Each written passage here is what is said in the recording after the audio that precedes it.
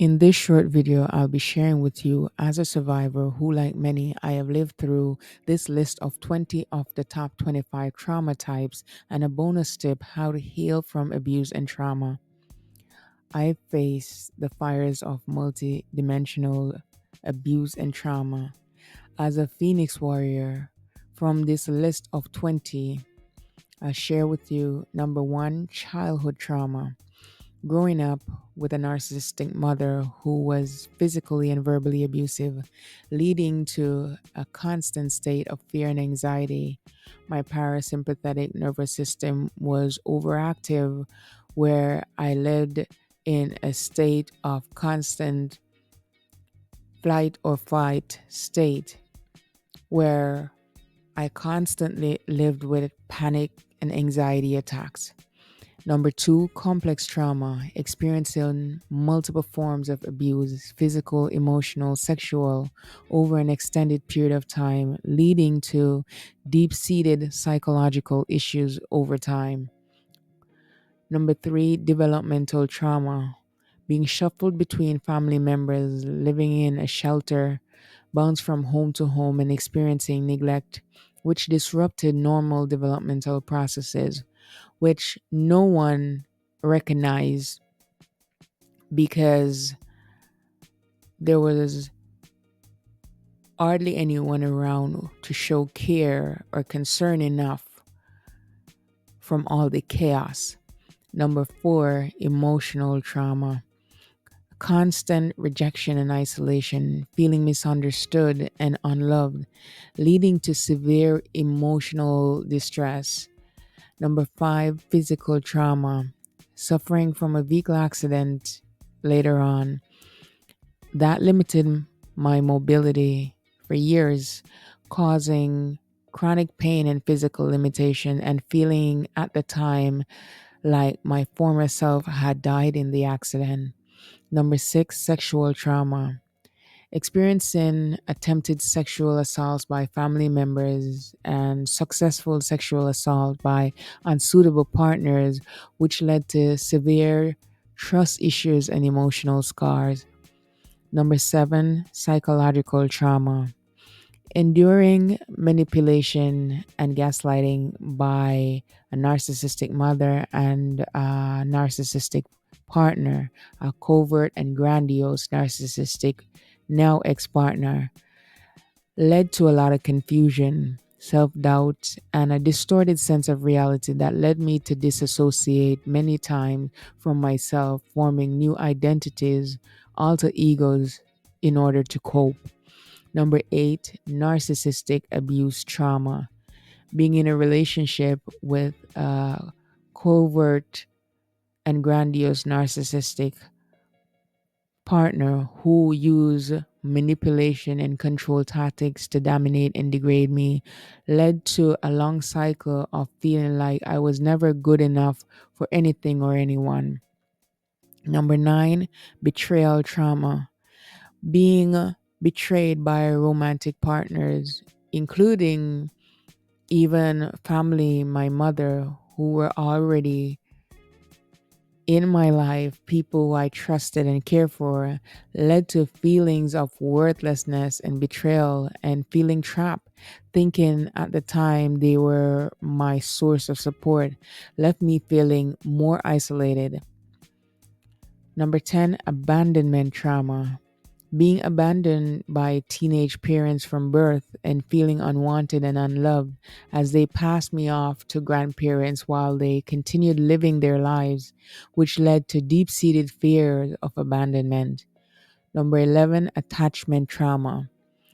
From the abandonment trauma, ended up forming attachment to wrong and unhealthy people due to receiving inconsistent care, leading to difficulties forming and being involved in healthy relationships. Number 12, racial trauma. So I've experienced many types of discrimination and systemic racism contributing to feelings of alienation and injustice in a few work settings and by a few group of people who generally form cliques and exclude you. Not that you wish to be included, but they form cliques to isolate and freeze you out.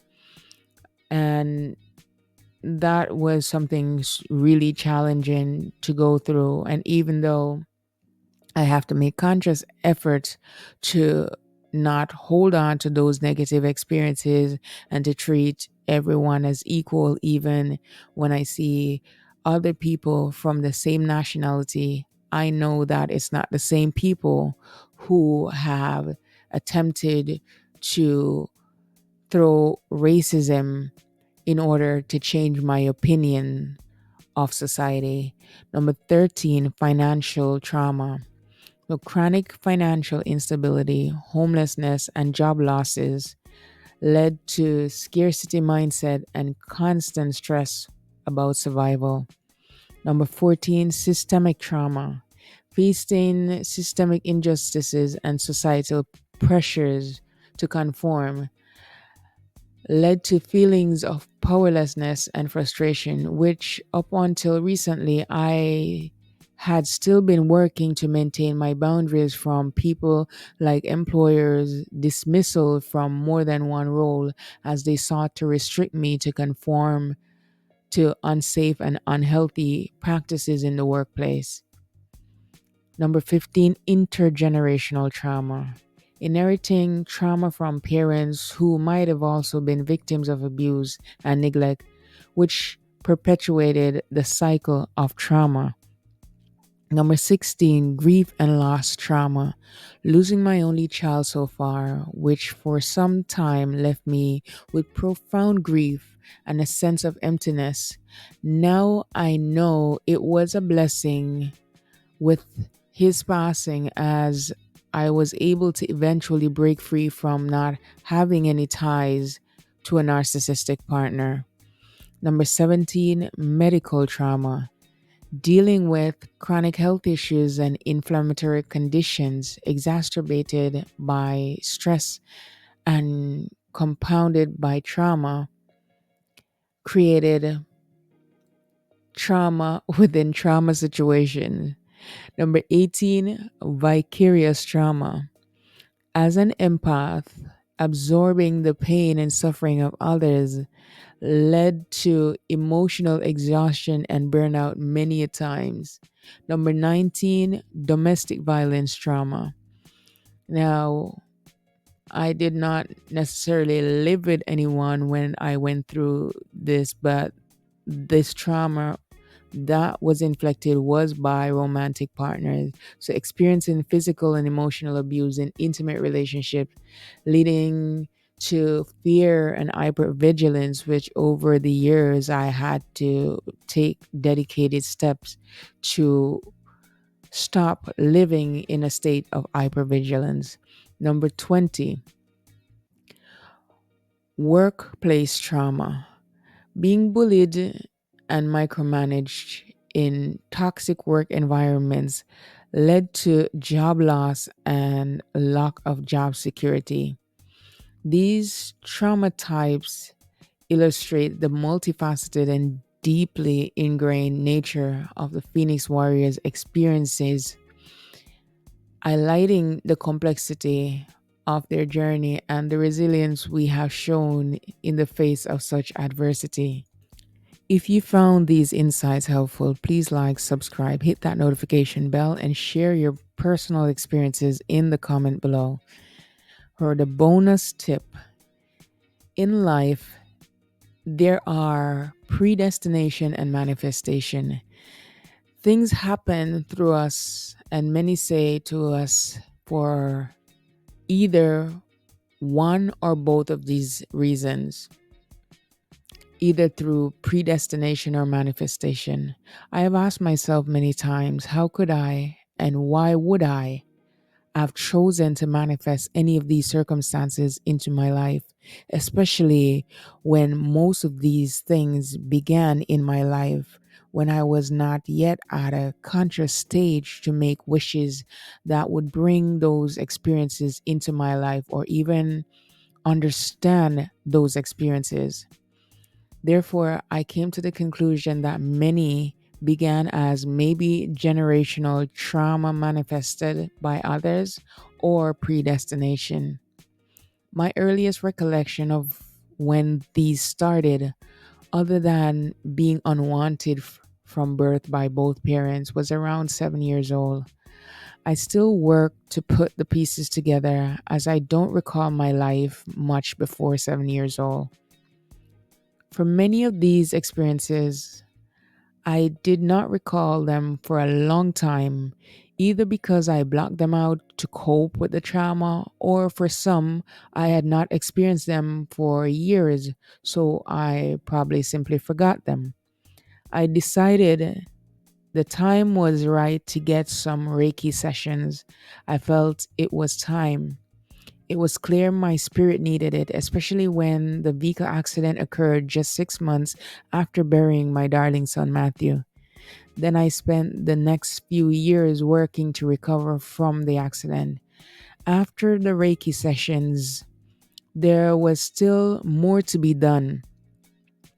Then I decided to give myself a better chance for a more holistic healing and to see what else was stored in my body's memory. I embarked on inner child exploration, which is how many of these abuses and traumas came back to the surface. You might ask, why would you want to remember these things? It is important for you to remember and to process these traumas as your body stores trauma. These traumatic experiences stored within the body's membrane unconsciously create blockages and stagnancy, blocks creativity, limit self-esteem, and keep you stuck in low vibrational unhealed states, occurring in a cycle in your life that limits your true potential. If not resolved, you pass this along to your children, causing generational trauma and generational karmic challenges. If they are hard for you to heal and they are your lived experiences, it becomes that much harder for your children to heal from them, not being fully aware of the root causes of where the karmic cycles began. If you truly want to live the abundant life you deserve and live your worth as you are worthy, doing the shadow work to alchemize and working through physical and emotional healing is necessary. To cut the ties and break the cycle, these traumas must be transmuted to heal spiritually. Transmutation is when you work to heal them on a spiritual level. It is important that when you heal from these trauma by alchemizing and transmuting them, dealing with them by physically working through them and spiritually working through them, you also work with your children and lineage who might have been exposed to you living with these abuses and trauma, to set them on a healing journey, to stop these from becoming a karmic cycle passed from ancestors to descendants. This reminds me of the long, arduous journey towards healing, where these are distant memories of things no one should endure. Just know if you are not yet there on your healing journey, keep taking actions to leave abusers behind, and their trauma will return to them after you have healed.